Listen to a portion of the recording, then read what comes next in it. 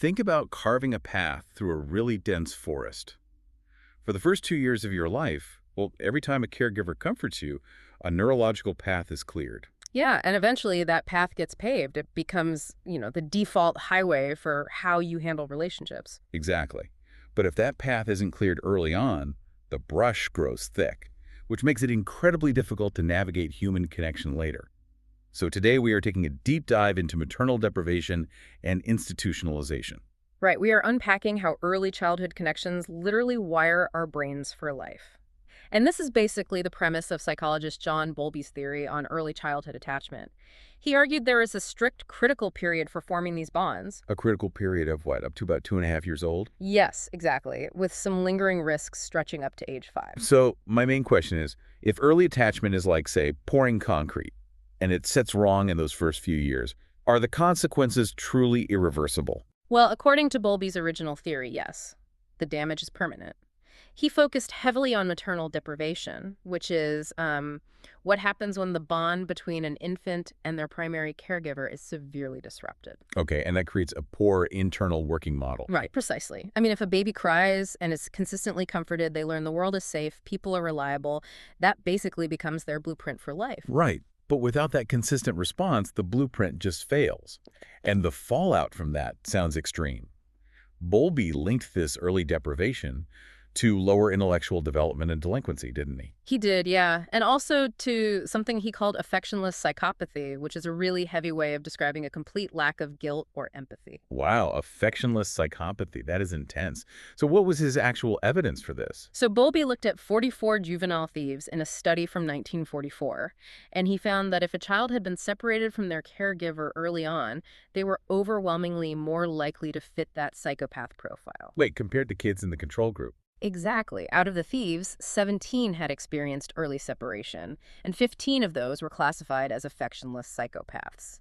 Whereas in the non-thief control group, there were only 2 separations. Okay, well, we really need to unpack this because I have to push back a bit on that methodology. Oh, absolutely. Go for it. I mean, couldn't other factors cause a kid to act out, like severe poverty or intense family conflict, rather than just the absence of a primary caregiver? It feels like quite a leap. It is a leap. It is the classic correlation versus causation trap. I mean, Bowlby proved these kids had trauma, but he couldn't definitively prove the trauma was the sole trigger. Right, because you can't just isolate one variable in a kid's messy life like that. Exactly. And that methodology flaw is why later psychologists like Michael Rutter really tore into Bowlby's work. Rutter pointed out that Bowlby was confusing deprivation with privation. Deprivation being losing an attachment you already had, right? Yes, and privation being never forming an attachment in the first place. They are completely different developmental traumas. And we also have to acknowledge the social sensitivity here. Because this theory strongly suggested mothers needed to stay at home constantly, which unfairly created massive guilt for working mothers. Yeah, that is a crucial point. We are just looking at the source material impartially, but it is important to recognize those cultural ripple effects. Anyway, to understand Rutter's point about extreme privation, we really have to look at institutionalization. You mean children raised in care homes with, like, constantly rotating staff? Exactly. Rutter studied children adopted from Romanian orphanages where caregivers were incredibly inconsistent, and the effects of that privation were severe. What kind of effects are we talking about here? Well, they showed delayed intellectual development, emotional issues, and even something called quasi-autism. They also exhibited disinhibited attachment. Disinhibited attachment, meaning they would be overly friendly to complete strangers.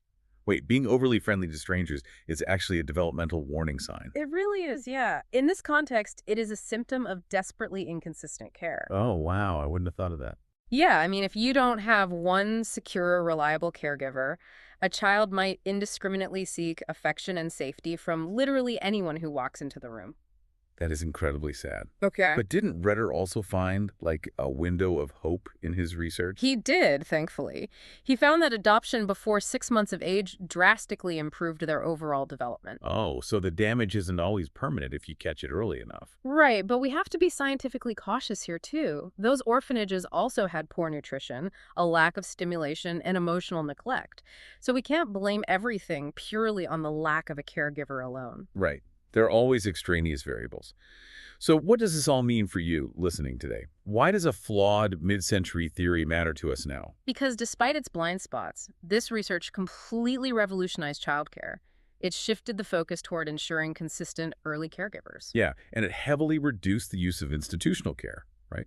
Plus, it sped up adoptions. Exactly. It basically built the modern framework that allows parents to work while still perfectly supporting their child's development through consistent care providers. It forced society to recognize that early emotional bonds are just as critical as physical nourishment, which brings us right back to those neurological highways we talked about at the start. Yeah, those invisible paths that dictate so much of our lives. Exactly. So if our internal blueprints for future relationships are paved and finalized before we even have the ability to speak, how many of your adult relationship patterns today are simply invisible echoes of a time you can't even remember?